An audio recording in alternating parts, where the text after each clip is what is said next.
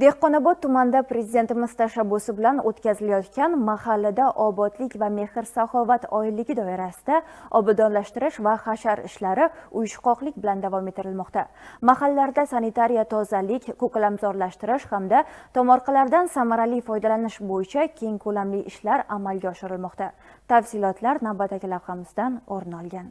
Bugun Dehqonobod tumanining barcha mahallalarida obodonlashtirish ishlari qizg'in pallaga kirgan. Xususan, tumandagi Oqtosh, Beliboyli, Chambil, Chashmamiyron, Boshchorbog', Chilgaz hamda Sarchashma mahallalarida mutasaddi tashkilot xodimlari, mahalla faollari, tadbirkorlar va aholi birgalikda hasharlarda ishtirok etib, hududlarni yanada ozoda va obod qilish yo'llarida mehnat qilmoqda. Hasharlar davomida mahalla guzarlari, ichki ko'chalar, yo'l yoqalari, ijtimoiy soha muassasalari atrofida tozalash ishlari olib borilmoqda.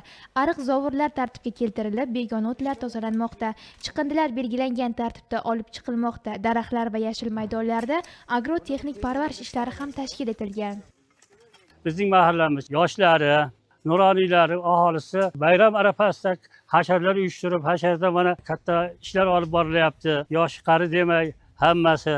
Mana buni hamma bir sababchisi yurtboshimiz tashabbuslari bilan yurtimizning hamma jafalarida shunday bir obodonlashtirish, xalqimizning farovonligi, yurtimizning tinchligi yo'lidagi siyosatlarida biz nuroniylar ishtirok qilyapmiz.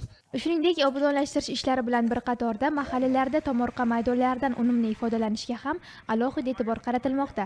Aholi tomonidan sabzavot va poliz ekinlarni yetishtirish, mavjud yer maydonlaridan samarali foydalanish borasida namunali ishlar amalga oshirilmoqda.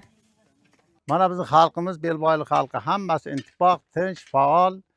Mana shu yo'llar, chekalar obodonlashtirishda, ishlashda hammasi faol ishtirok etyapti. Prezidentimizga rahmat. Mana shunchalik bizga e'tibor berib, shunchalik xalqqa yordam berayotgani uchun biz juda minnatdormiz. Yaqinda kelayotgan mustaqilligimiz 35 yilligi munosabati bilan mana hashar yo'li bilan qilinayotgan ishlar hammasi mana shu mustaqillikni kutib olish, mustaqillik bayramini kutib olish arafasiga tayyorgarlik.